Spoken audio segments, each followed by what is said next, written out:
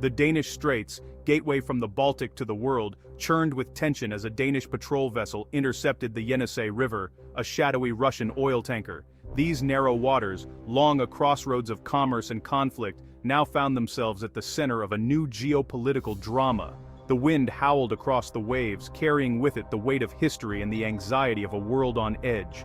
Through the crackle of the radio, a Danish officer's voice rang out, firm and unwavering, ordering the tanker to halt for inspection. The message was clear: the era of looking the other way was over. This was no routine check, it was a message to Moscow, a signal that Denmark would no longer tolerate the shadowy maneuvers of Russia's clandestine fleet. Every movement on deck was deliberate, every glance exchanged between officers heavy with purpose. The world watched as Denmark challenged Putin's ghost fleet, enforcing maritime law at a critical choke point.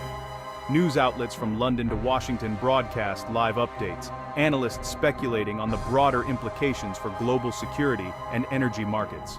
For months, Russia's shadow fleet, aging, uninsured tankers, slipped through these waters, fueling the Kremlin's war machine. These vessels, often shrouded in secrecy, had become lifelines for Moscow's ambitions, evading sanctions and oversight with alarming ease. Now Denmark had drawn a line. The era of unchecked smuggling was over. The patrol vessel's imposing silhouette sent a clear warning: the rules of the sea would be enforced, no matter the cost.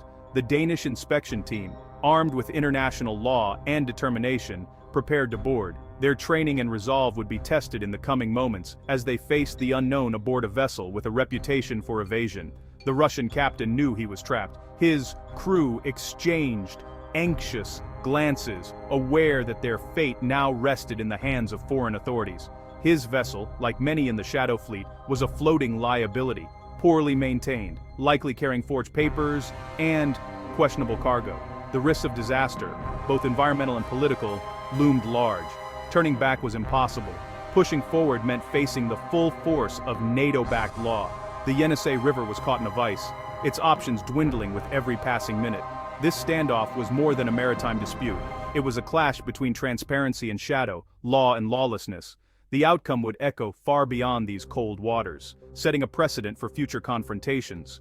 For too long, Russia exploited the freedoms of the sea to fund its war, using loopholes and lax enforcement to move oil and money in defiance of international sanctions. Each shipment that slipped through was another blow to the West's efforts to contain the conflict. Denmark's bold move showed that international law, enforced with resolve, could become a powerful weapon. By standing firm, the Danes sent a message to allies and adversaries alike. The rules-based order still mattered. The world now waits. Will the Kremlin's ghost ships be exercised for good? Or will new routes and new tricks keep the Shadow Fleet alive? The answer may shape the next chapter of this conflict. The Danish Straits have become a pivotal front in the West's economic war, a place where resolve and vigilance are tested daily. Every ship that passes through is now a potential flashpoint. The outcome here could reshape the conflict in Ukraine, altering the flow of resources and the balance of power. In these tense waters, the fate of nations may be decided.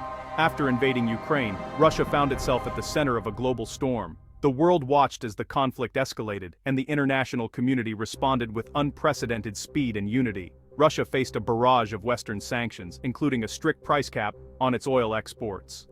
These measures were designed to cripple Moscow's war chest and limit its ability to fund the ongoing conflict. But Moscow was quick to adapt. To evade these restrictions, it assembled a vast shadow fleet, hundreds of aging, often poorly maintained tankers, hidden behind layers of shell companies and flying flags of convenience from distant nations. This secretive network allowed Russian oil to keep flowing, even as official channels closed. These ships, often uninsured and deliberately untraceable, routinely vanish from global tracking systems. Under the cover of darkness, they conduct risky ship-to-ship transfers in open waters, moving oil from one vessel to another to obscure its origin and destination. The Danish Straits, a narrow maritime passage, became the main artery for this illicit trade. Astonishingly, 60% of Russia's westbound oil exports now pass through these waters, making Denmark a critical choke point in the global oil supply chain. Denmark's unique geographic position gives it immense leverage over this shadowy trade. Its proximity to key shipping lanes means that what happens in Danish waters can ripple across global markets. By enforcing international maritime law, Denmark isn't blockading Russia outright. It's protecting its own waters, ensuring maritime safety, and safeguarding the environment from potential oil spills and disasters. The United Nations Convention on the Law of the Sea empowers Denmark to act decisively. This international framework gives Danish authorities the legal backing to inspect, detain, or even turn away vessels that threaten safety or violate sanctions. By targeting these suspicious ships, Copenhagen strikes directly at the heart of Russia's economic resilience, making it harder for Moscow to profit from its oil exports and fund its war efforts. The Shadow Fleet was Putin's workaround, a secret weapon to bypass Western pressure. But Denmark's rigorous inspections and enforcement have changed the game, disrupting the flow and raising the risks for those involved. Now, routine safety checks have become a powerful tool of economic warfare, turning Denmark into an unexpected frontline in the battle over Russia's oil and the future of global sanctions. Denmark's strategy is legal warfare at its finest. No blockades, just strict enforcement of treaties like MARPOL and SOLAS. These agreements signed by Russia allow Denmark to inspect foreign vessels for safety and environmental compliance. Nearly every Shadow Fleet tanker is a target, given their age and poor maintenance. Danish officials scrutinize everything: hull integrity, insurance, crew certifications. Most of these ships fail, leading to costly delays or detentions. Every day a tanker is held is a day of lost revenue for Russia. The risk of being detained makes shipping Russian oil far less attractive. Russia can protest, but Denmark is simply upholding universal rules. As Danish officials say, we are protecting our waters and ensuring maritime safety for all. This approach is both effective and nearly impossible for Russia to challenge. The Shadow Fleet isn't just a clever workaround for sanctions, it's an environmental disaster waiting to happen, lurking beneath the surface of global trade. These ships operate in secrecy, often evading oversight and regulation, making them a ticking time bomb for our oceans. Many of these tankers are outdated, single-hulled relics that should have been retired years ago. Poorly maintained and often neglected, they are far more likely to suffer catastrophic failures, leading to massive oil spills that could poison entire ecosystems. The Danish Straits, a narrow and busy maritime corridor, are especially vulnerable. A major accident here could devastate coastlines and marine life across northern Europe, contaminating fisheries, beaches, and habitats for years to come. Recent incidents such as the explosion of the uninsured tanker Pablo and several near misses in these treacherous waters have underscored just how real and immediate the danger is. Each event is a stark warning of what could happen on a much larger scale. Every day, up to 2 million barrels of Russian oil pass through these waters, carried by ships that may not meet even basic safety standards. The sheer volume increases the risk of disaster exponentially. A single spill from one of these tankers could easily eclipse the devastation of the Exxon Valdez disaster, leaving coastlines coated in oil and cleanup costs soaring into the billions. The environmental scars could last for decades, and with most Shadow Fleet vessels lacking legitimate insurance, the financial burden of any cleanup would fall squarely on European governments and taxpayers, straining public resources and delaying recovery. That's why Denmark's crackdown on these ships is about more than just politics or sanctions enforcement. It's a matter of environmental self-defense, protecting its own shores and the wider region from irreversible harm. The environmental argument gives Denmark not only strong legal standing, but also a powerful moral case. By acting decisively, Denmark sets an example for other nations facing similar threats. By focusing on the glaring safety deficiencies of these vessels, Denmark frames its actions as both responsible and necessary, prioritizing the health of its people and the planet over short-term profits.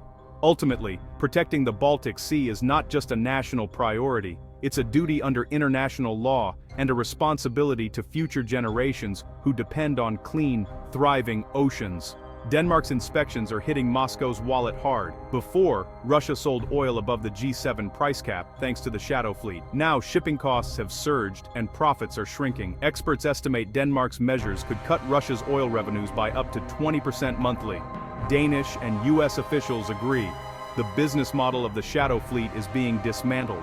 In just a month, over 40 tankers have been inspected, most found deficient, causing major delays. Average transit times have tripled, creating backlogs at Russian ports. Every delay means less money for Putin's war. The economic pressure is mounting, disrupting Russia's entire oil supply chain. Denmark's crackdown is part of a coordinated Western strategy. The EU and NATO have long sought to close loopholes exploited by Russia's shadow fleet. Denmark's enforcement provides the practical muscle behind EU sanctions. NATO sees this as a direct response to Russia's hybrid warfare tactics. Denmark's close coordination with allies ensures a united front. When Russia protests, it faces not just Denmark, but the entire West. Other countries are now applying pressure in their own waters, tightening the noose. Denmark's actions are the linchpin of a full-spectrum effort to corner the shadow fleet. Putin is running out of options in the Baltic. Alternative routes, like the Arctic, are impractical and costly. Military confrontation with Denmark would risk war with NATO, a non-starter for Moscow. Cyber or hybrid attacks are possible, but Denmark and its allies are prepared. Russia's best bet is to try to comply, but upgrading its fleet or securing real insurance is slow and expensive. Western insurers won't touch Russian oil, and new ships take years to build. Every path leads to reduced oil revenue and a weakened war effort. Denmark's legal and strategic moves have checkmated the shadow fleet. Putin faces a future of shrinking options and shrinking profits. Denmark's resolve is embodied by Bornholm Island, now a NATO stronghold in the Baltic. Once a tourist spot, Bornholm is now a hub for surveillance, air defense, and rapid response. Advanced radars and patrols monitor every shadow fleet movement. The military buildup deters Russian interference and ensures Denmark's authority. With Finland and Sweden in NATO, the Baltic is now a NATO lake, encircling Russia's fleet. Bornholm's fortification is key to this strategy, anchoring control over vital sea lanes. Legal enforcement in the straits is backed by real military power. Denmark's layered approach leaves Russia little room to maneuver. Denmark's stand against the shadow fleet marks a turning point in the economic war over Ukraine. The West has moved from passive sanctions to active enforcement. By weaponizing maritime law, Denmark sets a powerful precedent. The financial squeeze on Russia is immediate and severe, limiting its war effort. Moscow is cornered, with every response carrying new risks. For Europe, this is a new era of collective security, small nations making a big impact. Denmark's strategy is a blueprint for countering Russian aggression. NATO's encirclement of the Baltic, anchored by Bornholm, has shifted the balance of power. The fight in the Danish Straits is about defending the rules-based order. The tide has turned, and its effects will be felt from the Baltic to Ukraine's front lines.